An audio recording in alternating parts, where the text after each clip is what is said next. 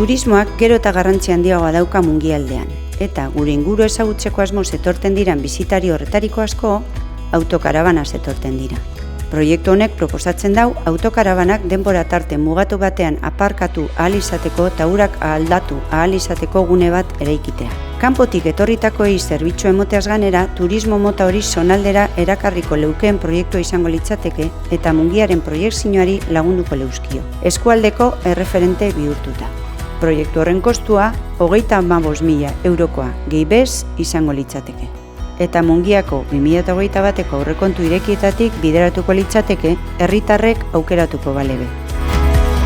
Herritarrek aukeratzen dabezan proiektuak egiteko guztira 120.000 euro gehi bez jarriko dira. Zure eretzian zeintzuk dira proiekturik interesgarrienak? Animatu zaitez mungiako aurrekontuetan parte hartzen, bagiaren 7tik 20 arteko epea daukazu. Baietzein!